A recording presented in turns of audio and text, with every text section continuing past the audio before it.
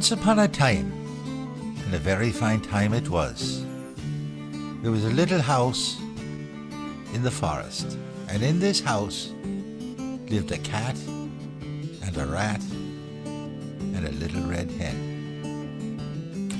One day, says the little red hen, wouldn't it be grand if we would bake ourselves a cake? It would be indeed, said the cat. Lovely idea, said the rat. Well then, said the little red hen, who is to go and fetch the flour? I can't go, says the cat. The flour will get my fur all dirty. I can't go, says the rat. The miller would shy stones at me. Well, the little red hen went and fetched the flour herself. Who's to make the batter now, says the little red hen. I can't, says the cat. The batter would get all over me fine fur.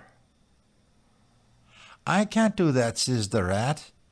I'm barely tall enough to reach the top of the spoon. So the little red hen made the batter all herself, and they put it in the oven to bake. And the aroma was something beautiful. Oh, the smell of the baking cake could make your mouth water. When all was said and done, they opened up the oven. Hey, presto, the cake ran out of the oven, ran through the room and out the door, followed by the cat and the rat and the little red hen. And as the cake ran along the road, he came to a barn full of threshers.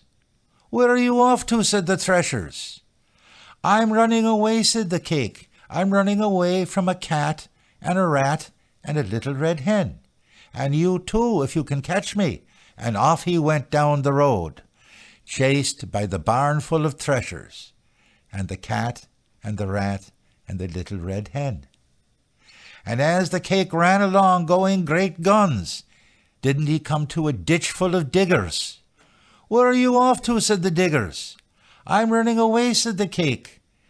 I'm running away from a barn full of threshers, and a cat and a rat and a little red hen.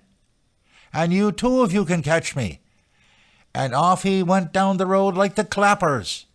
Running along behind was the ditch full of diggers, the barn full of threshers, the cat, the rat, and the little red hen.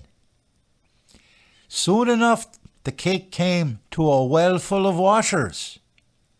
Where are you going, says the washers. I'm running away, says the cake.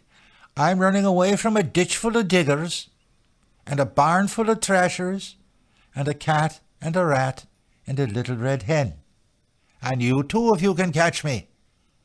And off he went down the road going great guns, stirring up dust behind him, until didn't he come to a stream where a fox was sitting enjoying the sunlight. Where are you going, says the fox. I'm running away, says the cake. I'm running away from a well full of washers, and a ditch full of diggers, and a barn full of threshers, and a cat and a rat and a little red hen. Well, you can't get across the stream here, says the fox. Sure you'll melt in the water. Is fear gwit. True for you there, says the cake. Maybe you would carry me across. What would you give me if I carried you across, says the fox. I'll give you a kiss at Christmas and an egg at Easter. Done, says the fox. Climb up on me back. Well, the cake climbed up on the fox's back, and into the water he went, paddling across the stream. But as he was paddling, the water began to creep higher. You'll have to come up higher on me shoulders, says the fox. I will indeed, said the cake, and he climbed up on his shoulders. But as they swam even further, the water got higher.